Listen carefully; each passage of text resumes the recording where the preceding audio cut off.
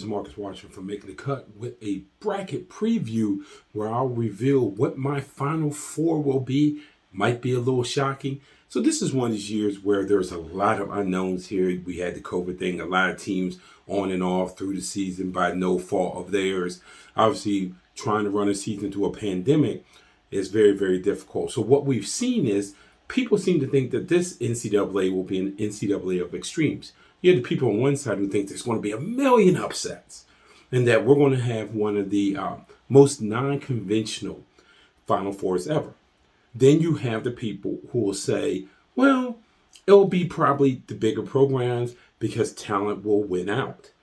I'm kind of in between. I think that this will be somewhat like a normal NCAA tournament. So we're going to go region by region and we'll take a look at my picks. We will start out in the Western region where the number one seed is Gonzaga. The Zags have been the best team all year. There's no doubt about it. They have several NBA players on that roster. They have pretty much dominated the season. A little bit of a scare or worry in the BYU. I don't even know how much of a scare and worry it truly was. But the expectation is that Gonzaga could be the first undefeated team since the 1976 Indiana Hoosiers. You know, we almost had it. Almost had 91, but Duke beat UNLV in the Final Four. So when you look at the teams that could be a potential in the West to upset Gonzaga, I mean, they're not in any trouble, and they're the 116, and they're really not in trouble at 8 or 9, whether it's Oklahoma or Missouri. Some would say Virginia, if we knew what Virginia team was coming out, because we don't. They've had some COVID issues. We don't know who's playing, who's not playing. Yes, they played earlier in the year when Gonzaga blew them out. UVA is better than they were then. Not to say that they could beat Gonzaga now. Just saying that I wouldn't expect that if UVA is full bore 100%, that Gonzaga would beat them by 100 and dominate the game the way they did the first time. The number 2 seed down there in the bottom of the West region is Iowa. I don't think they're much of a threat. In fact, I don't think Iowa gets out the first weekend. I believe that they get upset by Oregon, who will start off the first round with VCU.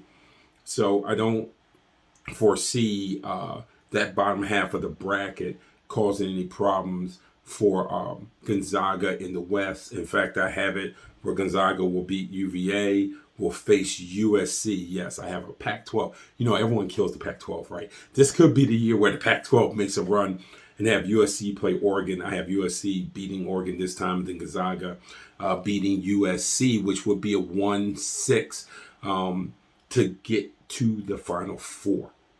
If we flip over to the South, which is across, next would be the number 1 seed over there is Baylor, with the number 2 seed being Ohio State. Baylor will win the 116 game. It's Hartford. They will win the 8-9 game, whether it's North Carolina or Wisconsin. You have a damaged Villanova that's a 5 seed.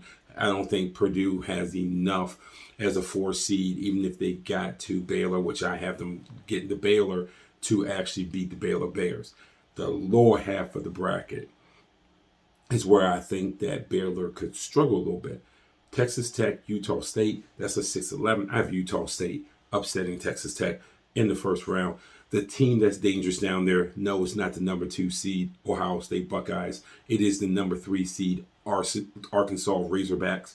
In fact, I like the Razorbacks so much, I have them in the Elite 8 facing Baylor and beating Baylor in the Elite 8, which would put them as, on that side, my Final Four team on that side.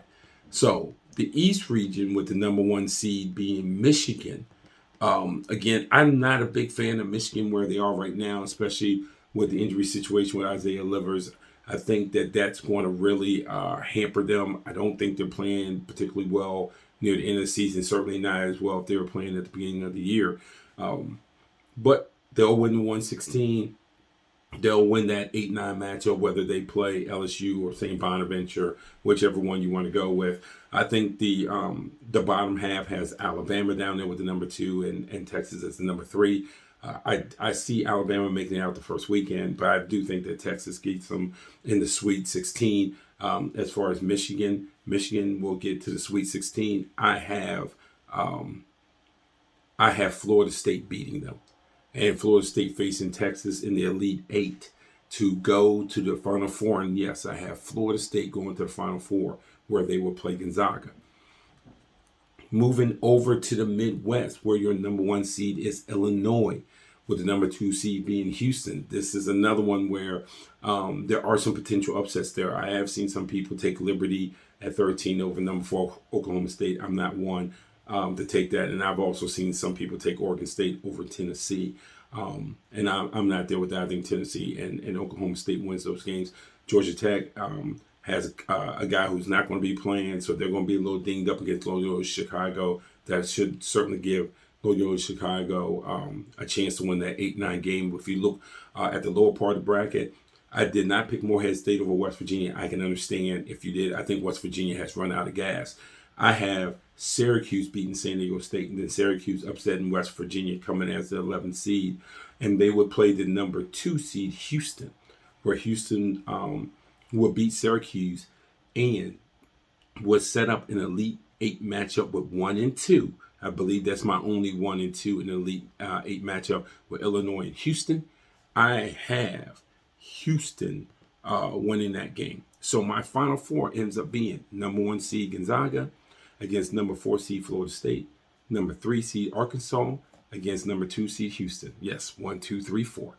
In the first one, Gonzaga and Florida State, I like the Noles to pull the upset. Yes, I like Florida State to upset Gonzaga. On the other side, I have Houston defeating Arkansas. I have a Florida State versus Houston national championship where Leonard Hamilton and the Noles cut down the net, sit there for one shining moment at Florida State winning the national championship over Houston.